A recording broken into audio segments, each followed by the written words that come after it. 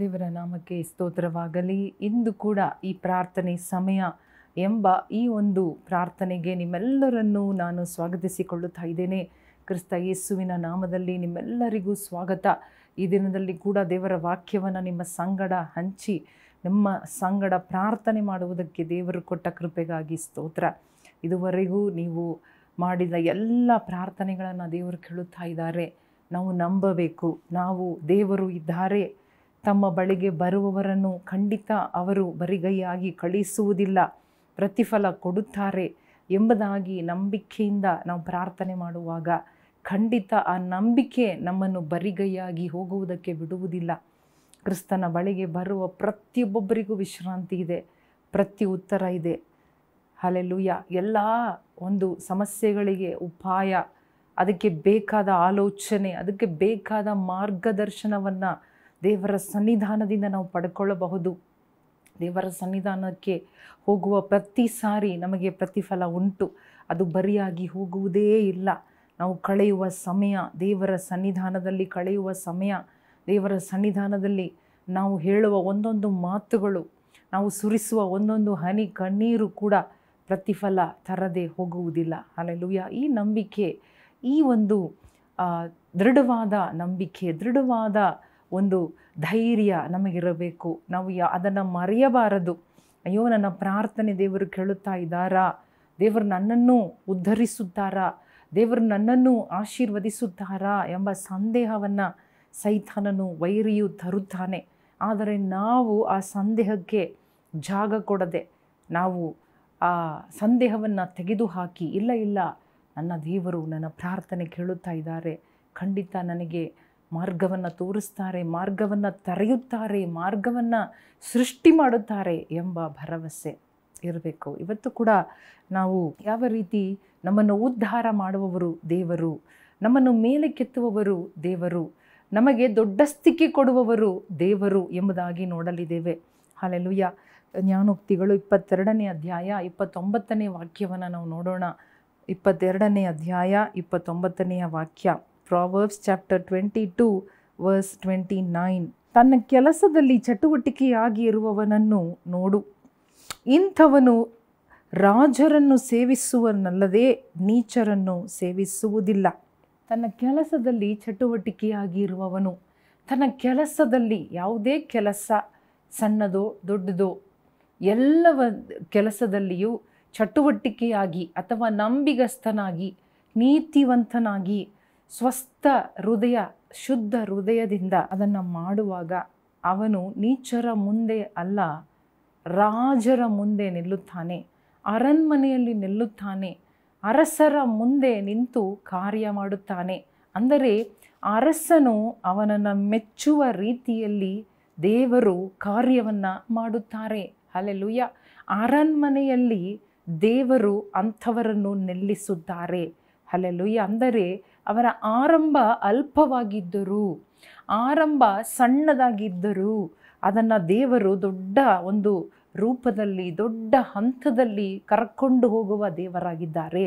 ಯಾಕಂದರೆ ನಾವು ನಮ್ಮ ಸಣ್ಣ ವಿಷಯದಲ್ಲಿಯೂ, ಸಣ್ಣ ಕೆಲಸದಲ್ಲಿಯೂ, ಅಲ್ಪವಾದ ಕೆಲಸದಲ್ಲಿಯೂ, ಅಥವಾ ನಾವು ಮಾಡುವ ಯಾವುದೇ ಕೆಲಸವಾಗಿರಲಿ, ಅದು ಮನೆ ಒಳಗಡೆ, ಅಡಿಗೆ ಮನೆ ಒಳಗಡೆ ಮಾಡುವ ಕೆಲಸವಾಗಿರಲಿ, ಅಥವಾ ದೊಡ್ಡ ಒಂದು ಕಂಪನಿಯಲ್ಲಿ, ಅಥವಾ ಒಂದು ಮಿಲಿಟರಿಯಲ್ಲಿ ನಾವು ಮಾಡುವಂತಹ ದೊಡ್ಡ ಪದವಿ, ದೊಡ್ಡ ಕೆಲಸವಾಗಿದ್ದರೂ ಕೂಡ ಎಲ್ಲದರಲ್ಲಿಯೂ ನಾವು ನ್ಯಾಯವಾಗಿ, ನೀತಿಯಾಗಿ, ಚಟುವಟಿಕೆಯಾಗಿ, ಸ್ಕಿಲ್ಫುಲ್ಲಾಗಿ, ಕೊಟ್ಟ ಜವಾಬ್ದಾರಿಯನ್ನು, ಕೊಟ್ಟ ಕೆಲಸವನ್ನು ಸರಿಯಾಗಿ ಮಾಡಿ ಮುಗಿಸುವವರಾಗಿ ಇರುವುದಾದರೆ, ಹಲ್ಲೆಲೂಯಾ, ದೇವರು ನಮ್ಮನ್ನು, ಹಲ್ಲೆಲೂಯಾ, ದೊಡ್ಡ ಒಂದು ಹಂತದಲ್ಲಿ ಅಥವಾ ಚಿಕ್ಕ ವಿಷಯದಲ್ಲಿ ನಂಬಿಗಸ್ತರಾಗಿರುವಾಗ ದೊಡ್ಡ ದೊಡ್ಡ ಜವಾಬ್ದಾರಿಯನ್ನು ದೇವರು ತನ್ನ ಮಕ್ಕಳ ಕೈಯಲ್ಲಿ ಕೊಡುವ ದೇವರಾಗಿದ್ದಾರೆ.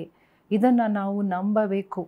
ಇದನ್ನು ನಾವು ನಂಬುವಾಗ ನಾವು ಅದನ್ನು, ಇಂತಹ ಜೀವನವನ್ನು ಮಾಡುವುದಕ್ಕೆ ನಾವು ಮುಂದಾಗುತ್ತೇವೆ, ನಾವು ಪ್ರಯತ್ನ ಪಡುತ್ತೇವೆ.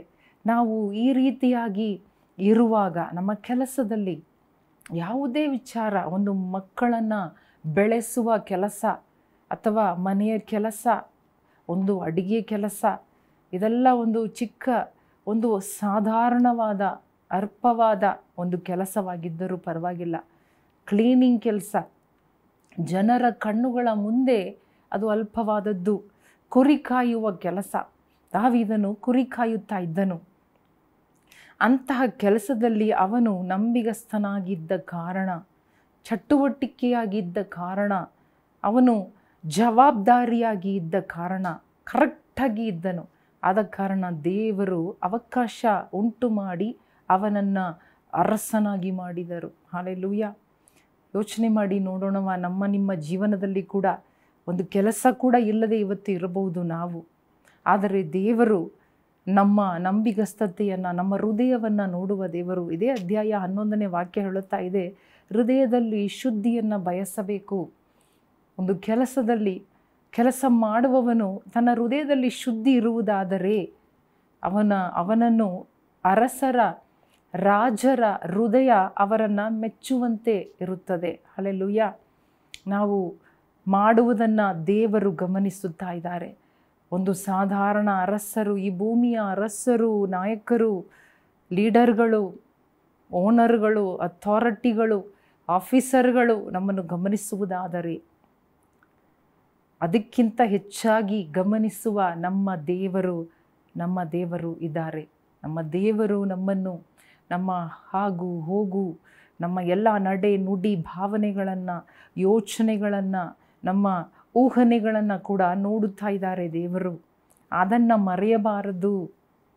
ಆಗ ನಾವು ಮಾಡುವ ಕೆಲಸವನ್ನು ಸಂತೋಷವಾಗಿ ಮಾಡುತ್ತೇವೆ, ಪೂರ್ಣ ಹೃದಯದಿಂದ ಮಾಡುತ್ತೇವೆ.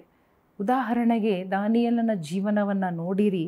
ಅವನು ಒಂದು ದೇಶಕ್ಕೆ ಕೈದಿಯಾಗಿ ಒಯ್ಯಲ್ಪಟ್ಟನು. ಅಲ್ಲಿ ದೇವರು ಅವನ ಸಂಗಡ ಇದ್ದರು.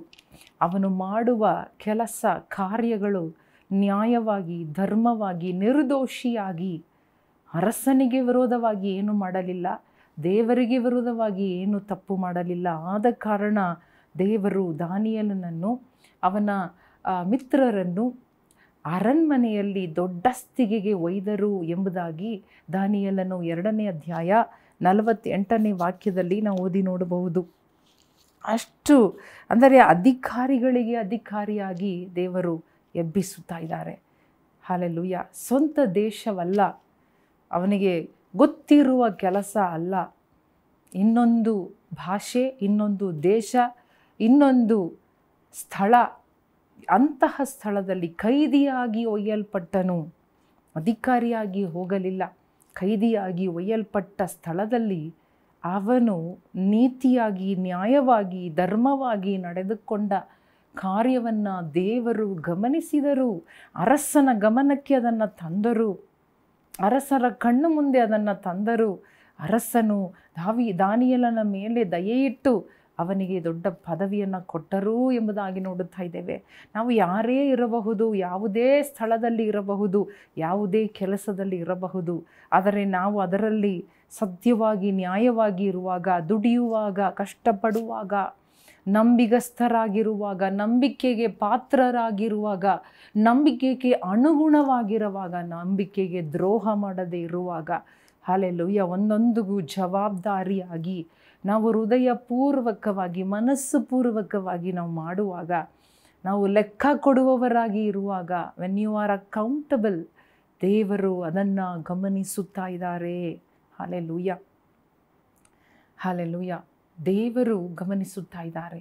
ನನ್ನ ಜೀವನದಲ್ಲಿ ಏನೂ ನಡೆದಿಲ್ಲವಲ್ಲ, ಯಾವ ಮೇಲಸ್ತಿಕೆ ಬಂದಿಲ್ಲವಲ್ಲ ಎಂಬುದಾಗಿ ನೀವು ಯೋಚನೆ ಮಾಡುತ್ತಾ ಇರಬಹುದು. ಆದರೆ ವಾಕ್ಯ ಹೇಳುತ್ತದೆ ಅದಕ್ಕೆ 2 ಕಾರಣ ಇರಬಹುದು. ಒಂದು, ನಾವು ಇನ್ನೂ ನಂಬಿಗಸ್ತರಾಗಿ, ಇನ್ನೂ ನಾವು ಕೇರ್ಫುಲ್ ಆಗಿ, ಇನ್ನೂ ನಾವು ಹಾರ್ಡ್ ವರ್ಕ್, ಕಠಿಣವಾಗಿ ನಾವು ದುಡಿಬೇಕು, ನಂಬಿಗಸ್ತರಾಗಿ ದುಡಿಬೇಕು ಎಂಬುದಾಗಿ ಅರ್ಥ. 2ನೇಯದಾಗಿ, ದೇವರ ಸಮಯ ಬರುತ್ತದೆ, ದೇವರ ಸಮಯ ಇನ್ನೂ ಬರಬೇಕಾಗಿದೆ, ಆಗ ದೇವರು ನನ್ನನ್ನು ಮೇಲಕ್ಕೆತ್ತುತ್ತಾರೆ ಎಂಬುದಾಗಿ. 1 ಪೇತ್ರನು 5ನೇ ಅಧ್ಯಾಯ 6ನೇ ವಾಕ್ಯ ಅದನ್ನು ಹೇಳುತ್ತದೆ. ನೀವು ತಕ್ಕ ಕಾಲದಲ್ಲಿ ದೇವರು ನಿಮ್ಮನ್ನು ಮೇಲಕ್ಕೆತ್ತುತ್ತಾರೆ, ಆದ ಕಾರಣ ನೀವು ಆತನ ತ್ರಾಣವುಳ್ಳ ಹಸ್ತದಲ್ಲಿ ನೀವು ನಿಮ್ಮನ್ನು ತಗ್ಗಿಸಿಕೊಳ್ಳಿರಿ ಎಂಬುದಾಗಿ 1 ಪೇತ್ರನು 5ನೇ ಅಧ್ಯಾಯ 6ನೆಯ ವಾಕ್ಯ, ಹೀಗಿರುವುದರಿಂದ ದೇವರ ತ್ರಾಣವುಳ್ಳ ಹಸ್ತದ ಕೆಳಗೆ ನಿಮ್ಮನ್ನು ತಗ್ಗಿಸಿಕೊಳ್ಳ್ರಿ, ಆತನು ತಕ್ಕ ಕಾಲದಲ್ಲಿ ನಿಮ್ಮನ್ನು ಮೇಲಕ್ಕೆ ತರುವನು. ತಕ್ಕ ಕಾಲ ಬರಬೇಕು, ದೇವರ ಕಾಲ ಬರಬೇಕು. ದೇವರ ಸಮಯ ಬಂದಾಗ ಯಾರು ಅಡ್ಡಿ ಮಾಡಲು ಸಾಧ್ಯವಿಲ್ಲ, ಯಾರು ಅಡಚಣೆ ಮಾಡಲು ಸಾಧ್ಯವಿಲ್ಲ, ನಿಲ್ಲಿಸಲು ಸಾಧ್ಯವಿಲ್ಲ. ಆಮೇನ್. ಆದ ಕಾರಣ ಆ ಭಯವನ್ನು ಬಿಡೋಣ. ಇನ್ನೊಂದು ಕಾರಣ ಏನು ಅಂದರೆ, ನಾವು ಇನ್ನೂ ತಿದ್ದುಕೊಳ್ಳಬೇಕಾದ ಕಾರ್ಯ ಇದೆ, ಇನ್ನೂ ಸರಿ ಮಾಡಿಕೊಳ್ಳಬೇಕಾದ ಕಾರ್ಯ ಇದೆ, ಇನ್ನೂ ನಾವು ದುಡಿಯಬೇಕಾದ ವಿಷಯಗಳು ಬಾಕಿ ಇದೆ, ಸರಿಪಡಿಸಿಕೊಳ್ಳಬೇಕಾದ ವಿಷಯಗಳು ಇದೆ, ಬಿಡಬೇಕಾದ ವಿಷಯಗಳನ್ನು ಬಿಡಬೇಕು, ಮಾಡಬೇಕಾದ ಕಾರ್ಯಗಳನ್ನು ಮಾಡಬೇಕು. ಆಗ ದೇವರು ನನ್ನನ್ನು ಮೇಲಕ್ಕೆ ತರುತ್ತಾರೆ ಎಂಬುದಾಗಿ ತಿಳಿದುಕೊಳ್ಳಬೇಕು. Hallelujah, hallelujah. ಕೀರ್ತನೆಗಳು 75:6 ಹೇಳುತ್ತದೆ, ಯಾಕಂದರೆ ಉದ್ಧಾರವು ಮೂಡಲಿನಿಂದಾಗಲಿ ಪಡುವಣನಿಂದಾಗಲಿ ಅರಣ್ಯದಿಂದಾಗಲಿ ಬರುವುದಿಲ್ಲ. ದೇವರೇ ನ್ಯಾಯಾಧೀಶನಾಗಿ ಒಬ್ಬನನ್ನು ತೆಗೆದು ಇನ್ನೊಬ್ಬನನ್ನು ಸ್ಥಾಪಿಸುತ್ತಾನೆ. ಆಮೇನ್. ನೋಡಿ, ಎಲ್ಲಿಂದ ಉದ್ಧಾರ ಬರುತ್ತದೆ? ಎಲ್ಲಿಯಿಂದಲೂ ಬರುವುದಿಲ್ಲ. ಹಲ್ಲೆಲೂಯಾ. ನಮ್ಮ ವಿದ್ಯಾಭ್ಯಾಸ, ನಮ್ಮ ಅನುಭವ ಎಲ್ಲವೂ ಇದ್ದರೂ ಕೂಡ ಎಲ್ಲಿಂದ ಬರುತ್ತದೆ ನಮ್ಮ ಉದ್ಧಾರ? ಆಮೇನ್. ಎಲ್ಲಿಂದ ಬರುತ್ತದೆ ನಮ್ಮ ಪದವಿ ಎಂಬುದಾಗಿ ನಾವು ನೋಡುವಾಗ, ನಾವು ಪದವಿ ಆಸೆ ಪಡುವುದರಿಂದ ಅಲ್ಲ, ಅದಕ್ಕಾಗಿ ಪ್ರಯತ್ನ ಪಡುವುದರಿಂದಲೋ ದುಡಿಯುವುದರಿಂದಲೋ ಅಲ್ಲ.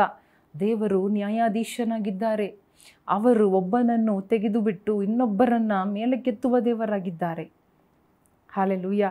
ದೇವರಿಂದ ನಮ್ಮ ಉದ್ಧಾರ, ದೇವರಿಂದ ನಮ್ಮ ಪ್ರಮೋಷನ್, ದೇವರಿಂದಲೇ ನಮ್ಮ ಪದವಿ. ದೇವರು ನಮ್ಮನ್ನು ನೋಡುತ್ತಾ ಇದ್ದಾರೆ. ದೇವರ ಕಣ್ಣುಗಳು ನಮ್ಮ ಮೇಲೆ ಇದೆ, ನಮ್ಮ ಕಷ್ಟದ ಮೇಲೆ ಇದೆ, ನಮ್ಮ ಹಾದಿಯ ಮೇಲೆ ಇದೆ, ನಮ್ಮ ಜೀವನದ ಮೇಲೆ, ನಮ್ಮ ಕುಟುಂಬದ ಮೇಲೆ, ನಮ್ಮ ಕೆಲಸ, ನಮ್ಮ ವ್ಯಾಪಾರ ಎಲ್ಲದರಲ್ಲಿಯೂ ದೇವರ ಕಣ್ಣುಗಳು ನೋಡುತ್ತಲೇ ಇದೆ. ಹಲ್ಲೆಲೂಯಾ.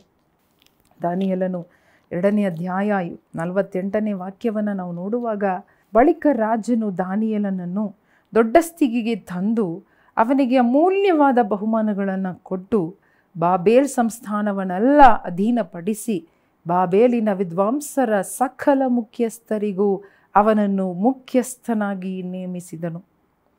ದಾನಿಯೇಲನು ಬಿನ್ನಹ ಮಾಡಲು ರಾಜನು ಶದ್ರಕ್, ಮೇಷಕ್, ಅಬೇದ್ನೆಗೋ ಎಂಬವರಿಗೆ ಬಾಬೇಲ್ ಸಂಸ್ಥಾನದ ಕಾರ್ಯಭಾರವನ್ನು ವಹಿಸಿದನು. ದಾನಿಯೇಲನೋ ಅರಣ್ಮನೆಯಲ್ಲಿ ನಿಂತನು. ಕೈದಿಯಾಗಿ ಸೆರೆಮನೆಯಲ್ಲಿ ಇರಬೇಕಾದ ದಾನಿಯೇಲನು ಎಲ್ಲಿ ನಿಂತನು ಎಂಬುದಾಗಿ ನೋಡುವಾಗ ಅರಣ್ಮನೆಯಲ್ಲಿ ನಿಂತನು. ಅವನ ಕಾರ್ಯಗಳು ಜಯವಾಗಿಯೇ ಇತ್ತು. ಅವನು ತನ್ನ ವ್ಯವಹಾರಗಳಲ್ಲಿ ಜಯಶಾಲಿಯಾಗಿದ್ದನು. ಹಲ್ಲೆಲೂಯಾ. ಅವನು ಪದವಿ ಮೇಲೆ ಮೇಲೆ ಹೋಗುತ್ತಾ ಇದ್ದೇ ಹೊರತು ಅವನನ್ನು ಯಾರೂ ಕೆಳಗಡೆ ತಳ್ಳಲು ಆಗಲಿಲ್ಲ. ಅವನನ್ನು ಯಾರೂ ನಾಶ ಮಾಡಲು, ಸೋಲಿಸಲು ಆಗಲಿಲ್ಲ. ಹಲ್ಲೆಲೂಯಾ. ಆಶೀರ್ವಾದ ಎಂದರೆ ಏನು? ನಮಗಿರುವಂತಹ ಜೀವನದಲ್ಲಿ, ನಮಗಿರುವಂತಹ ಕೆಲಸ, ಪದವಿಯಲ್ಲಿ ಯಾವ ಶತ್ರು ಎದ್ದು ಬಂದರೂ, ಎಷ್ಟೇ ಶತ್ರು ಎದ್ದು ಬಂದರೂ ನಮ್ಮನ್ನು ಕೆಡವಲು ಸಾಧ್ಯವಿಲ್ಲದೆ, ನಮ್ಮನ್ನು ಕೆಳಗಡೆ ತಳ್ಳಲು ಸಾಧ್ಯವಿಲ್ಲದೆ, ನಮ್ಮ ಜೀವನ, ನಮ್ಮ ಜೀವನದ ಶೈಲಿ, ನಮ್ಮ ಕೆಲಸ, ನಮ್ಮ ವ್ಯಾಪಾರದಲ್ಲಿ ನಾವು ಮುಂದೆ ಮುಂದೆ ಸಾಗುತ್ತಾ ನಿಲ್ಲದೆ, ಹಿಂಜಾರದೆ, ಹಿಂದೆ ಹೋಗದೆ ಮುಂದೆ ಸಾಗುತ್ತಾ, ದೇವರು ಯಾರನ್ನು ಆ ರೀತಿ ನಡೆಸುತ್ತಾರೋ, ಯಾರು ದೇವರಿಂದ ಆಳಲ್ಪಡುತ್ತಾರೋ, ಯಾರು ದೇವರಿಂದ ನಡೆಸಲ್ಪಡುತ್ತಾರೋ, ಯಾರು ದೇವರನ್ನು ಮೆಚ್ಚುತ್ತಾರೋ ಅಥವಾ ಯಾರನ್ನು ದೇವರು ಮೆಚ್ಚುತ್ತಾರೋ ಅವರೇ ಧನ್ಯರು, ಅವರೇ ಆಶೀರ್ವಾದ ಹೊಂದಿದವರು ಎಂಬುದಾಗಿ ನೋಡುತ್ತಾ ಇದ್ದೇವೆ. ಎಲ್ಲವೂ ತಾತ್ಕಾಲಿಕವಾದದ್ದು, ಎಲ್ಲವೂ ಬದಲಿಯಾಗುವಂಥದ್ದು. Everything will change, everything can leave us and go. ನಮ್ಮನ್ನು ಬಿಟ್ಟು ಎಲ್ಲವೂ ದಾಟಿ ಗತಿಸಿ ಮುಗಿದು ಹೋಗಬಹುದು. ಆದರೆ ದೇವರ ನಂಬಿಗಸ್ತತೆ, ನಮ್ಮ ನಂಬಿಗಸ್ತತೆಯಲ್ಲಿ ದೇವರ ನಂಬಿಗಸ್ತನಾಗಿದ್ದಾರೆ. ಹಲ್ಲೆಲೂಯಾ. ಆದ ಕಾರಣ ನಮ್ಮನ್ನು ಕರೆಯುತ್ತಾರೆ, ಆದ ಕಾರಣ ನಮ್ಮನ್ನು ಅಪಾಯಿಂಟ್ ಮಾಡುತ್ತಾರೆ, ನಮ್ಮನ್ನು ಸೆಲೆಕ್ಟ್ ಮಾಡುತ್ತಾರೆ, ಕೆಲವೊಂದು ದಾರಿಯಲ್ಲಿ ನಮ್ಮನ್ನು ನಡೆಸುತ್ತಾರೆ, ಕೆಲವೊಂದು ಅವಕಾಶಗಳನ್ನು ಒದಗಿಸಿಕೊಡುತ್ತಾರೆ, ಕೆಲವೊಂದು ಪರೀಕ್ಷೆಗಳಲ್ಲಿ ನಮ್ಮನ್ನು ನಡೆಸುತ್ತಾರೆ.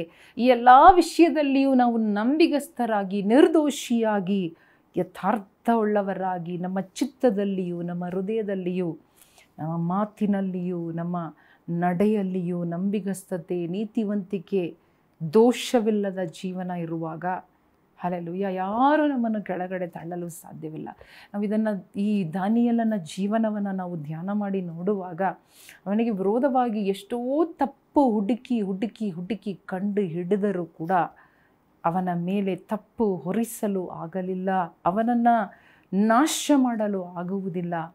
ತಪ್ಪು ಕಂಡು ಹಿಡಿದು ತಪ್ಪನ್ನು ಹೇಳಿದರೂ ಕೂಡ ಅವನನ್ನು ನಾಶ ಮಾಡಲು ದೇವರು ಬಿಟ್ಟುಕೊಡಲಿಲ್ಲ. ಕಾರಣ ಏನು? What was the secret? ಅವನು ನಿರ್ದೋಷಿ, ಅವನು ಅನ್ಯಾಯ ಮಾಡಲಿಲ್ಲ.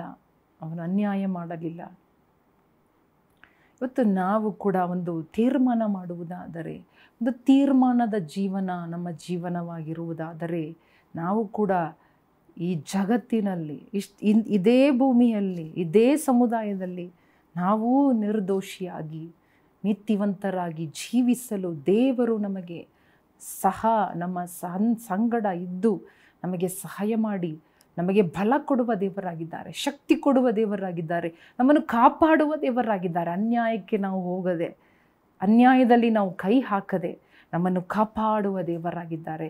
ಭದ್ರವಾಗಿ ನಮ್ಮನ್ನು ತಪ್ಪಿಸಿ ಕಾಪಾಡುವ ದೇವರಾಗಿದ್ದಾರೆ. ಹಲ್ಲೆಲೂಯಾ. ಕೆಲವೊಂದು ಸಾರಿ ನಮಗೆ ಅನೇಕ ಬಲೆಗಳು ಗೊತ್ತಾಗುವುದಿಲ್ಲ, ವೈರಿಗಳ ಸಂಚುಗಳು, ಹೊಂಚುಗಳು ನಮಗೆ ಗೊತ್ತಾಗುವುದಿಲ್ಲ. ನಮಗೆ ನೋಡುವುದಕ್ಕೆ ಚೆನ್ನಾಗಿ ಕಾಣಬಹುದು, ಅಂದವಾಗಿರಬಹುದು, ನ್ಯಾಯವಾಗಿರಬಹುದು, ಚೆನ್ನಾಗಿರಬಹುದು, ಎಲ್ಲವೂ ಸರಿಯಾಗಿರಬಹುದು. ಆದರೆ ಅದರ ಹಿಂದೆ ಇರುವ ಹೊಂಚು ನಮಗೆ ತಿಳಿಯದೇ ಇರಬಹುದು. ದೇವರು ತಿಳಿದವರಾಗಿದ್ದಾರೆ. ಒಬ್ಬನ ದಾರಿ ದೇವರಿಗೆ ಇಷ್ಟವಾಗಿಬಿಟ್ರೆ, ಒಬ್ಬ ವ್ಯಕ್ತಿ ದೇವರಿಗೆ ಇಷ್ಟ ಆಗಿಬಿಟ್ಟರೆ, ಅವನ ಸಕಲ ಕಾರ್ಯಗಳನ್ನು, ಸಕಲ ಕಾರ್ಯಭಾರವನ್ನು ದೇವರೇ ವಹಿಸಿಕೊಂಡು, ದೇವರೇ ನೋಡಿಕೊಂಡು ಹೋಗುವ ದೇವರಾಗಿದ್ದಾರೆ. Hallelujah, hallelujah. ಅರಸರುಗಳು ಕೂಡ ಅವರ ಮಾತನ್ನು ಕೇಳುತ್ತಾರೆ. ದಾನಿಯೇಲನು ಬಿನ್ನಹ ಮಾಡಿದನು ಅರಸನಿಗೆ, ಅರಸನೇ, ನನಗೆ 3 ಫ್ರೆಂಡ್ಸ್ ಇದ್ದಾರೆ, ಅವರಿಗೂ ನೀನು ಪದವಿ ಕೆಲಸ ಕೊಡಬೇಕು ಅಂದಾಗ, ಹಲ್ಲೆಲೂಯಾ, ದಾನಿಯೇಲನ ಬಿನ್ನಹ ಕೇಳಿ ಅರಸನು ಆ 3 ಸ್ನೇಹಿತರನ್ನು ಕೂಡ ಹಲ್ಲೆಲೂಯಾ ಒಂದು ಪದವಿಯನ್ನು ಕೊಟ್ಟರು. ದಾನಿಯೇಲನಿಗೆ ಸಿಕ್ಕಿದ ಪದವಿ ಏನು? ಎಲ್ಲ ಮುಖ್ಯಸ್ಥರಿಗೂ ಮುಖ್ಯಸ್ಥನಾಗಿ. ಹಲ್ಲೆಲೂಯಾ. ಅಂತಹ ಆಶೀರ್ವಾದದ ಒಂದು ಕಾರ್ಯ ಇದು ದೇವರಿಂದ ಬರುವಾಗ ಯಾರು ಅಡ್ಡಿ ಮಾಡಲು ಸಾಧ್ಯವಿಲ್ಲ, ಯಾರು ಕೆಳಗಡೆ ಎಳೆಯಲು ಸಾಧ್ಯವಿಲ್ಲ, ನಮ್ಮನ್ನು ಸೋಲಿಸಲು ಸಾಧ್ಯವಿಲ್ಲ. ನಮಗೆ ವಿರೋಧವಾಗಿ ಕಾರ್ಯ ಮಾಡಿದರೂ ಅದು ಸಫಲವಾಗುವುದಿಲ್ಲ. ಆದ ಕಾರಣ ನಮ್ಮ ಜೀವನವನ್ನು ಒಪ್ಪಿಸಿಕೊಡೋಣವ. ಯೇಸುಸ್ವಾಮಿ ಸ್ವತಃ ತನ್ನ ಶಿಷ್ಯರ ಬಳಿಗೆ ಕರೆದು ಹೇಳಿದರು, ಯಾರಾದರೂ ಮೊದಲಾಗಬೇಕಾದರೆ, ನಾನು ಫಸ್ಟ್ ಇರಬೇಕು, ನಾನು ಲೀಡರ್ ಆಗಬೇಕು ಅಂದರೆ ನೀನು ಎಲ್ಲದಕ್ಕಿಂತ ಕಡೆಯಾಗಿರು, ಆಳಾಗಿರು. ನೀನು ನಾಯಕನಾಗಬೇಕಾ, ನೀನು ಆಳಾಗಿರು. ನೀನು ಫಸ್ಟಾಗಿರಬೇಕಾ, ಲಾಸ್ಟಲ್ಲಿ ಕೂತುಕೋ. ದೇವರು ನಿನ್ನನ್ನು ಮುಂದೆ ಕರ್ಕೊಂಡು ಬರುತ್ತಾರೆ. ಹಲ್ಲೆಲೂಯಾ. ನೀನೇ ಹೋಗಿ ಮುಂದೆ ಕೂತುಕೊಳ್ಳಬೇಡ, ನೀನೋ ಪದವಿ ಆಸೆ ಪಡಬೇಡ. ಪದವಿ ದೇವರು ನಿನಗೆ ಕೊಡುತ್ತಾರೆ. ನಿನಗೆ ಇಟ್ಟಿರುವ ಪದವಿ ನೀನು ಅಂದುಕೊಳ್ಳುವುದಕ್ಕಿಂತ ದೊಡ್ಡದು. ನೀನು ಅಥವಾ ನೀನು ಗಳಿಸುವುದಕ್ಕಿಂತಲೂ, ನೀನು ಕ್ವಾಲಿಫೈಡ್ ಇರುವುದಕ್ಕಿಂತಲೂ ದೊಡ್ಡ ಪದವಿಯನ್ನು ದೇವರು ಇಟ್ಟಿದ್ದಾರೆ. ಹಲ್ಲೆಲೂಯಾ. ಅದಕ್ಕಾದ ಸಿದ್ಧತೆಗಳನ್ನು ನಿನಗೆ ಕೊಡುತ್ತಾರೆ, ಟ್ರೈನಿಂಗ್ ದೇವರು ನಿನಗೆ ಕೊಡುತ್ತಾರೆ. ನಿನ್ನನ್ನು ಸಿದ್ಧ ಮಾಡಿ ನಿನ್ನು ಎಲ್ಲಿ ಇರಬೇಕೋ ಅಲ್ಲಿ ನಿನ್ನನ್ನು ದೇವರು ತಂದು ನಿಲ್ಲಿಸುವ ತನಕ ಅವರು ಸುಮ್ಮನೆ ಇರುವುದಿಲ್ಲ, ವಿಶ್ರಮಿಸುವುದಿಲ್ಲ. ಕಣ್ಣು ಮುಚ್ಚಿ ಪ್ರಾರ್ಥನೆ ಮಾಡೋಣವ. ನಮ್ಮ ಜೀವನ ನಾವು ಲೆಕ್ಕ ಮಾಡಿ, ನಾವು ಪರೀಕ್ಷೆ ಮಾಡಿ ನೋಡೋಣ. ನಮ್ಮ ಜೀವನ, ನಮ್ಮ ಕಾರ್ಯ, ನಮ್ಮ ಕೆಲಸ, ನಮ್ಮ ಜೀವಮಾನ ಹೇಗೆ ನಾವು ನಡೆಸ್ತಾ ಇದ್ದೇವೆ, ನಮ್ಮ ಜೀವಮಾನವನ್ನು, ನಮ್ಮ ಜೀವನ ಯಾವ ರೀತಿ ಇದೆ, ವಾಟ್ ಈಸ್ ದ ಕ್ವಾಲಿಟಿ, ನಮ್ಮ ಜೀವನದ ಆ ಒಂದು ಕ್ವಾಲಿಟಿ ಹೆಂಗಿದೆ, ನಮ್ಮ ಕೆಲಸದ ಕ್ವಾಲಿಟಿ ಹೆಂಗಿದೆ. ಮನುಷ್ಯರು ನೋಡಬೇಕೆಂಬುದಾಗಿ ಇದೆಯಾ, ಮನುಷ್ಯರು ನೋಡದೇ ಇದ್ದಾಗ ಒಂದು ರೀತಿಯಾಗಿದೆಯಾ, ಅಲ್ಲದಿದ್ದರೆ ಯಾವಾಗಲೂ ದೇವರು ನನ್ನನ್ನು ಗಮನಿಸುತ್ತಾ ಇದ್ದಾರೆ, ದೇವರು ನನ್ನನ್ನು ನೋಡುತ್ತಾ ಇದ್ದಾರೆ ಎಂಬ ಭಯಭಕ್ತಿಯಿಂದ ಆ ಒಂದು ನೀತಿವಂತಿಕೆಯ ಜೀವನ, ಯಥಾರ್ಥ ಜೀವನ, ನಾನು ನಿರ್ದೋಷಿ ಅರಸನೇ, ನಾನು ನಿನ್ನ ಮುಂದೆ ನಾನು ನೀತಿ ಕೇಡು ಏನು ಮಾಡಿಲ್ಲ, ದೇವರ ಮುಂದೆ ಕೂಡ ನಾನು ನಿರ್ದೋಷಿಯಾಗಿದ್ದೇನೆ ಎಂಬುದಾಗಿ, ದೇವರ ಮುಂದೆ ನಾವು ನಿರ್ದೋಷಿಯಾಗಿ ಜನರ ಮುಂದೆ ನಾವು ಹೇಗಿದ್ದೇವೆ, ಅಥವಾ ಜನರ ಮುಂದೆ ನಾವು ನೀತಿವಂತರಾಗಿದ್ದು ದೇವರ ಮುಂದೆ ನಾವು ಹೇಗಿದ್ದೇವೆ, ನಮ್ಮ ಜೀವನ ಹೇಗಿದೆ, ನಾವೇ ಆಲೋಚನೆ ಮಾಡಿ ನೋಡೋಣ. ಪದವಿ ಆಸೆ ಪಡುವುದರಿಂದ ಅಲ್ಲ, ಪ್ರಯತ್ನ ಪಡುವುದರಿಂದ ಅಲ್ಲ, ಉದ್ಧಾರವು ದೇವರಿಂದಲೇ ಬರುತ್ತದೆ. ದೇವರೇ ನ್ಯಾಯಾಧೀಶನು, ನ್ಯಾಯ ಮಾಡುವ ದೇವರು. ನಮಗೆ ಅನ್ಯಾಯ ಸುತ್ತಲೂ ಇದ್ದರೂ ಕೂಡ, ಸುತ್ತಲೂ ನಮಗೆ ಅನ್ಯಾಯವಾದರೂ ಕೂಡ, 1 ಸಾರಿ 2 ಸಾರಿ ಅನ್ಯಾಯ ಆಗಿರಬಹುದು, ಆದರೆ ದೇವರು ನ್ಯಾಯಾಧೀಶ, ನ್ಯಾಯಾಧಿಪತಿ, ನಮಗೆ ನ್ಯಾಯ ದೊರಕಿಸುವ ದೇವರು. ನಿಮ್ಮ ಕಾರ್ಯವನ್ನು ದೇವರಿಗೆ ವಹಿಸಿಬಿಡ್ರಿ. ನಿಮ್ಮ ಕಾರೋಬಾರಗಳನ್ನು, ನಿಮ್ಮ ಕಾರ್ಯಾಚರಣೆಗಳನ್ನು ದೇವರಿಗೆ ಒಪ್ಪಿಸಿಕೊಡ್ರಿ. ದೇವರದನ್ನು ಆಶೀರ್ವದಿಸಲಿ. ಎಲ್ಲ ದೇವರ ಕೈಯಲ್ಲಿ ಒಪ್ಪಿಸಿಕೊಟ್ಟು ಪ್ರಾರ್ಥನೆ ಮಾಡೋಣವ. ನಮ್ಮ ಜೀವನ, ನಮ್ಮ ಕುಟುಂಬ, ನಮ್ಮ ವ್ಯವಹಾರಗಳು, ನಮ್ಮ ವ್ಯಾಪಾರಗಳು ಎಲ್ಲವನ್ನ ದೇವರ ಕೈಯಲ್ಲಿ ಒಪ್ಪಿಸಿಕೊಡೋಣ. ದೇವರದನ್ನು ಉದ್ಧರಿಸಲಿ, ದೇವರು ಉದ್ಧರಿಸಲಿ. ಕ್ಲುಪ್ತ ಕಾಲದಲ್ಲಿ, ತಕ್ಕ ವೇಳೆಯಲ್ಲಿ ದೇವರು ನಮ್ಮನ್ನು ಎಬ್ಬಿಸುವ ದೇವರು, ಮೇಲಕ್ಕೆತ್ತುವ ದೇವರು. ಆತನ ತ್ರಾಣವುಳ್ಳ ಹಸ್ತದಲ್ಲಿ ಇರೋಣ. ಅದರಲ್ಲಿ ಇರುವಾಗ, ತಗ್ಗಿಸಿಕೊಳ್ಳುವಾಗ, ಹಾಳಾಗುವಾಗ, ನಂಬಿಗಸ್ತನಾಗಿ ದುಡಿಯುವಾಗ, ನಂಬಿಗಸ್ತನಾಗಿ ಕೆಲಸ ಮಾಡುವಾಗ, ಲೆಕ್ಕ ಒಪ್ಪಿಸಬೇಕಲ್ಲ ಎಂಬುದಾಗಿ ಒಂದು ಜಾಗರೂಕತೆಯಿಂದ ಕೆಲಸ ಮಾಡೋಣ, ಒಪ್ಪಿಸಿಕೊಡೋಣ. ದೇವರೇ, ಒಪ್ಪಿಸಿಕೊಡುತ್ತೇವೆ ಸ್ವಾಮಿ. ಎಲ್ಲರೂ, ಅನೇಕರು ಒಂದು ವೇಳೆ ಕೆಲಸ ಇಲ್ಲದೆ ಇರಬಹುದು, ಈ ಒಂದು ಪ್ರೋಗ್ರಾಮ್ ನೋಡುತ್ತಾ ಇರಬಹುದು, ಕೆಲಸ ಇಲ್ಲದೆ ಇರಬಹುದು, ನಿಮಗೆ ಇನ್ನೂ ಕೆಲಸ ಸಿಕ್ಕಿಲ್ಲ, ಕೆಲಸ ಹುಡುಕುತ್ತಾ ಇರಬಹುದು. ಅಂಥವರಿಗಾಗಿ ಇವತ್ತು ನಾವು ಪ್ರಾರ್ಥನೆ ಮಾಡೋಣ. ದೇವರೇ, ನೀನೇ ದಾನಿಯೇಲನ ದೇವರು, ದಾವೀದನ ದೇವರು ಸ್ವಾಮಿ, ಮೇಲಕ್ಕೆತ್ತುವ ದೇವರು ಸ್ವಾಮಿ. ಯೇಸಪ್ಪ, ನೀನು ನಮ್ಮನ್ನು ಉದ್ಧರಿಸುವ ದೇವರು. ನಿನ್ನ ಮಕ್ಕಳನ್ನು ಉದ್ಧರಿಸು, ನಿನ್ನ ಮಕ್ಕಳನ್ನು ಕರುಣಿಸು. ನಿನ್ನ ಮಕ್ಕಳ ಅಲೆದಾಟವನ್ನು ನೋಡು. ಕೆಲಸಕ್ಕಾಗಿ ಎಷ್ಟೋ ಪ್ರಯತ್ನಪಟ್ಟು, ಎಷ್ಟೋ ಪರೀಕ್ಷೆಗಳನ್ನು ಬರೆದು, ಎಷ್ಟೋ ಇಂಟರ್ವ್ಯೂ ಅಟೆಂಡ್ ಮಾಡಿ ಸ್ವಾಮಿ, ಎಷ್ಟೋ ಖರ್ಚು ಮಾಡಿದಾರಪ್ಪ, ಎಷ್ಟೋ ತಿರುಗಾಡಿದ್ದಾರೆ, ಎಷ್ಟೋ ಟ್ರಾವೆಲ್ ಮಾಡಿದ್ದಾರೆ, ಹಣ ದುಡ್ಡು ಕಟ್ಟಿದ್ದಾರೆ, ಫೀಸ್ ಕಟ್ಟಿದ್ದಾರೆ ಸ್ವಾಮಿ. ಆದರೆ ಇನ್ನೂ ಕೂಡ ಒಂದು ಕೂಡ ಉತ್ತರ ಬರಲಿಲ್ವಲ್ಲ, ಸೆಲೆಕ್ಷನ್ ಬರಲಿಲ್ವಲ್ಲ, ಅಪಾಯಿಂಟ್ಮೆಂಟ್ ಬರಲಿಲ್ವಲ್ಲ ಎಂಬುದಾಗಿ ಅಪ್ಪ ಸೋತು ಹೋಗಿರುವ ನಿನ್ನ ಮಕ್ಕಳನ್ನು ಬಲಪಡಿಸು ದೇವರೇ. ನೀನೇ ಉದ್ಧಾರಕನು ಸ್ವಾಮಿ, ನೀನೇ ಎಬ್ಬಿಸುವ ದೇವರು, ಮೇಲಕ್ಕೆತ್ತುವ ದೇವರಪ್ಪ. ನಿನ್ನ ಮಕ್ಕಳನ್ನು ಮೇಲಕ್ಕೆತ್ತು, ಅವರು ದುಡಿದ ದುಡಿಮೆಗೆ ಪ್ರತಿಫಲ ಕೊಡು. ಅಯ್ಯೋ, ನನಗೆ ಸಂಬಳ ಬರಲಿಲ್ಲ, ನನಗೆ ಪ್ರಮೋಷನ್ ಬರಲಿಲ್ಲ ಎಂಬುದಾಗಿ ಯಾರಾದರೂ ಅನ್ಯಾಯವಾಗಿ ಕುಳಿತಿದ್ದರಪ್ಪ, ಅವರನ್ನು ಕರುಣಿಸಿ, ಅವರಿಗೆ ಬರಬೇಕಾದ ಎಲ್ಲ ಆಶೀರ್ವಾದಗಳು ಬರಲಿ ಸ್ವಾಮಿ. ನಿನ್ನಿಂದ ಬರಲಿ ಅಪ್ಪ, ಮನುಷ್ಯರಿಂದ ಅಲ್ಲ. ನೀನು ಅದನ್ನು ಮಾಡು ಸ್ವಾಮಿ, ನೀನು ಅದ್ಭುತವಾಗಿ ನಡೆಸು. ಅವರ ಪ್ರಾರ್ಥನೆಗಳಿಗೆ ಉತ್ತರ ಬರಲಿ. ಅವಳು ಕಾದ ದಿನಗಳು ಮುಗಿದು ಹೋಗಲಿ. ಕಾದು ಕಾದು ಸೋತು ಹೋಗಿರ್ಬೋದು, ಎಷ್ಟೋ ತಿಂಗಳುಗಟ್ಟಲೆ ಕೆಲಸ ಇಲ್ಲದೆ ಕಾಯುತ್ತಾ ಇರ್ಬೋದು, ಟ್ರಾನ್ಸ್ಫರ್ ಇಲ್ಲದೆ ಕಾಯ್ತಾ ಇರ್ಬೋದಪ್ಪ. ನಿನ್ನ ಮಕ್ಕಳನ್ನು ಉದ್ಧರಿಸು, ಉದ್ಧರಿಸು, ಉದ್ಧರಿಸು ಸ್ವಾಮಿ. ಆಶೀರ್ವಾದ ಇವತ್ತು ಇಳಿದು ಬರಲಿ ಪ್ರತಿಯೊಬ್ಬೊಬ್ಬರ ಮೇಲೆ, ಪ್ರತಿಯೊಬ್ಬೊಬ್ಬರ ಜೀವನದಲ್ಲಿ. ಇವತ್ತೊಂದು ಅದ್ಭುತ, ಕೆಲಸದಲ್ಲಿ ಒಂದು ಅದ್ಭುತ, ವ್ಯಾಪಾರದಲ್ಲಿ ಒಂದು ಅದ್ಭುತ ನಡೆಯಲಿ, ನಡೆಯಲಿ, ನಡೆಯಲಿ ಎಂಬುದಾಗಿ ನಾನು ಪ್ರಾರ್ಥನೆ ಮಾಡ್ತಾ ಇದ್ದೀನಪ್ಪ. ಅವರ ಸಂಗಡ ಸೇರಿ ಪ್ರಾರ್ಥನೆ ಮಾಡ್ತಾ ಇದ್ದೀನಪ್ಪ. ಅವರ ಕಣ್ಣೀರನ್ನು ಒರೆಸು ಸ್ವಾಮಿ, ಕಷ್ಟ ನೀಗಿಸು ಸ್ವಾಮಿ, ವರಮಾನವನ್ನು ಕೊಡು. ವರಮಾನ ಇಲ್ಲದೆ ಎಷ್ಟೋ ದಿನಗಳು ದಾಟಿ ಹೋಗಿದೆ ಸ್ವಾಮಿ, ಬರಬೇಕಾದ ಹಣ ಇನ್ನೂ ಬಂದಿಲ್ಲ, ಸಂಬಳ ಇನ್ನೂ ಬಂದಿಲ್ಲ ಎಂಬುದಾಗಿ ಕಾಯುತ್ತಾ ಇರುವ ನಿನ್ನ ಮಕ್ಕಳಿಗೆ ಬರಲಿ, ಎಲ್ಲ ಕೈಗೂಡಿ ಬರಲಿ, ಎಲ್ಲ ತಡೆಗಳು ನೀಗಲಿ, ಎಲ್ಲ ತಡೆಗಳು ನೀಗಿ ಹೋಗಲಿ. ಯೇಸು ಕ್ರಿಸ್ತನ ನಾಮದಲ್ಲಿ ಅದ್ಭುತವಾದ ರೀತಿಯಲ್ಲಿ ನೀನು ಮಾಡುವುದನ್ನು ಅವರು ನೋಡಲಿ ಅಪ್ಪ. ನಮ್ಮ ದೇವರು ಪ್ರಾರ್ಥನೆ ಕೇಳುವ ದೇವರು, ಉತ್ತರ ಕೊಟ್ಟಿದ್ದಾನೆ ಎಂಬುದಾಗಿ ಅವರು ಸಾಕ್ಷಿ ಹೇಳುವಂತೆ ಅದ್ಭುತ ನಡೆಯಲಿ. ಯೇಸು ಕ್ರಿಸ್ತನ ನಾಮದಲ್ಲಿ ಬೇಡಿಕೊಳ್ಳುತ್ತೇವೆ ನಮ್ಮ ತಂದೆಯೇ, ಆಮೇನ್. ಪ್ರಿಯ ಸಹೋದರ ಸಹೋದರಿಯರೇ, ದೇವರು ಪ್ರಾರ್ಥನೆ ಕೇಳುವ ದೇವರಾಗಿದ್ದಾರೆ. ದೇವರೇ ನಿಮ್ಮನ್ನು ಉದ್ಧರಿಸುವ ದೇವರಾಗಿದ್ದಾರೆ. ದೇವರು ತಕ್ಕ ಕಾಲದಲ್ಲಿ ನಿಮ್ಮನ್ನು ಮೇಲಕ್ಕೆ ತರುತ್ತಾರೆ.